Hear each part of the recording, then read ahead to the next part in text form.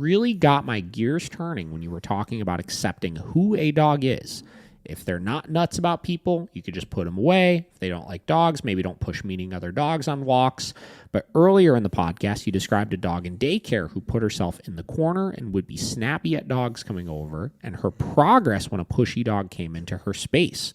So I've worked at a doggy daycare for a long time, and my first thought before hearing the end of that story is that it's a very familiar one, where I've gone and said that this dog isn't fit for daycare, and it's just not a part of who that dog is that this benefits them. If the client didn't leave doggy daycare entirely, we'd recommend shorter half days. So I suppose my question is, where is that line where we can push? What is the thought process here, and where the dog in the corner who wasn't interested in other dogs wasn't let go from the daycare program, but instead pushed a little? And can this translate to dog owners without trainer intervention? Right? So my response to it was, this is a great question. I'll wrap on this a bit on this podcast episode, which is today. Accepting who a dog is doesn't mean never striving for better. It means understanding what their home base is. If they don't love other dogs, I'm not going to be upset if they never play with other dogs, but I would like to continue exposing them to them in a good way that will help them to not hate them.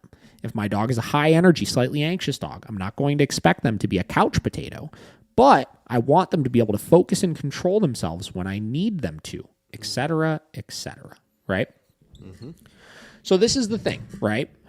and it's very situational. You'd have to get into every possible scenario of like dog issue to describe, what side of things you should lean into, right? Because it's a balance, right? Mm-hmm. Where if you have like who the dog is and you have improving their threshold or tolerance to those types of things, mm-hmm. right?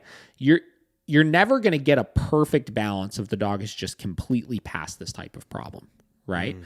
Like in the case of the dog they're referring to, I was using the example of a daycare dog that used to come to our Columbus facility, Piper. If you remember Piper. Piper B? Piper, yes. No, not Piper, Columbus facility. Oh, Columbus. Sorry. Wrong Piper. Wrong Piper, yes. And Piper, when she first started coming to daycare, hid herself in a corner, right? She would go put herself in a corner, and she would snap at other dogs for coming in her space, and we would constantly just advocate for her, and just not let other dogs come up into her space, mm-hmm. right? And I use the example of one day, we had a dog that was a little bit pushier that we let kind of push her out of her shell, right? So the dog went up to her, she snapped at him like she generally would most other dogs, and the dog said, okay, cool, I'm going to come up to you again. And then she probably snapped again, and the dog went, okay, cool, I'm going to come up to you again. And mm-hmm. did that like 3 or 4 times until she learned a new thing. She tried something else, right? Which was she got up and she like went somewhere else. And where she put herself just so happened to be like in the mix of like some dogs that were playing, right? And she got in that mix of dogs that were playing, and within a couple of minutes after that, started engaging with one of the dogs and then playing with one of the other dogs. And that was like the first time she ever played with another dog at that daycare. Yeah. Right? And the idea behind it was, what they were asking is, well, she clearly didn't like being around the other dogs initially, right? So why wouldn't we have just said, you know what, this isn't a good fit for you? And to answer the question, it would depend on the environment the dog is. Like we've talked in the past about like when we used to do like regular daycare where it was like gazillions of dogs, like that environment is not conducive for a lot of dogs. But at our Columbus facility, we didn't do mass numbers for daycare. It was like 5 to 10 dogs or something like that. It was like small groups. It was in a really large space, like way bigger than what we have now, obviously. Mm-hmm. And, so all the dogs were able to have their own room and get away. And like nobody was like overly like stressed out by anything and stuff like that, right? Mm-hmm. So the reason for that is because we knew that she could improve with it, mm-hmm. right? Like we knew that there was more potential. Like I genuinely don't believe that dogs are just completely antisocial creatures that will never learn to like or tolerate more effectively being around other dogs. right? Like there are some dogs that aren't the biggest players, obviously, right? Or they're situational on the types of social situations they want to be in, right? Meaning that they need to be able to have the ability to give themselves space or go somewhere else. Or in the case of the dog we were just talking about a minute ago, be able to go off into the kitchen and hang out there by himself if he was too overwhelmed by everybody hanging out in the living room, right? Like there's definitely dogs like that. But when introduced properly, right, and introduced slowly enough and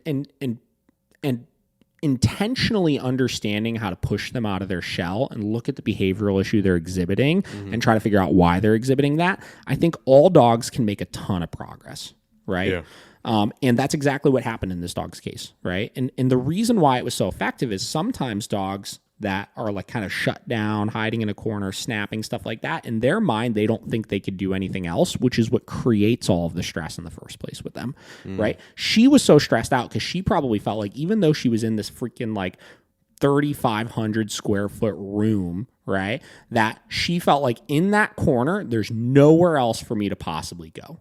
Right? Like I'm not allowed to interact or do anything in any other way, shape, or form. Yeah. So when this dog pushed her buttons and she kind of snapped at him, pushed her buttons, she snapped at him repeatedly, she started realizing that the snapping at this dog isn't working and accomplishing to make them go away.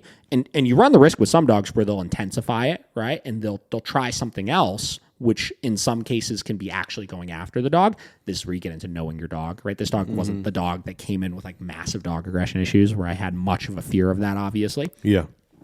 But sometimes what they could do, especially in the case of having a lot of room, is they could try something else. If instead of reacting to make the other dog go away, they'll go off, right? And they'll go do something else, right? Which is exactly that's where you would reinforce, no different than we talked about with this dog when he kind of evaded Paige, right? And went off on his own when he's overwhelmed and did the correct thing instead of reacting at her. Yeah. Get what I'm saying? Right? So that's the exact same thing that that this dog wound up doing. And it was interesting because that must have clicked something in her mind that, whoa, I have all of these other options.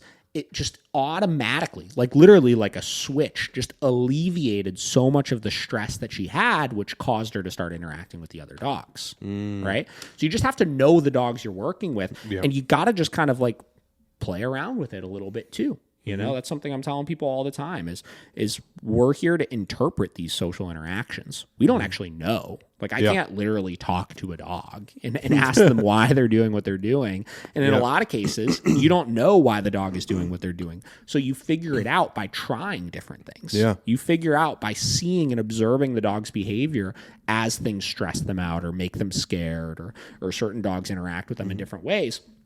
You gather intel and information on the dog to be able to best come up with a solution and a plan for how you're going to help them work past their issues. And that's exactly what we did with that dog, right? So answering the question, like it's you know, a daycare setting is a little funny because there are a lot of dogs that a formal daycare is really not that great of a fit for them, you know? But when it comes to other day-to-day things, like you just got to look at like, what do I have control over and what do I not have control over? Right? Yeah. I have control over my guests interacting with my dogs, right? I could make sure, like we described with Clark, I could make sure that we have short, really positive interactions that are done in a way that's going to be conducive to the dog and have that always go successfully, which is going to make sure that I'm always moving the dog in a trajectory that's positive and improving their social skills over time, which is holding them to a higher standard, right? But maybe that dog won't ever love the vet because I don't have control over what's happening there, right? Maybe that dog doesn't want people invading their space while out on the walk because I don't have control over how those people are interacting with them from there, et cetera, et cetera, et cetera. Yeah, true. Right?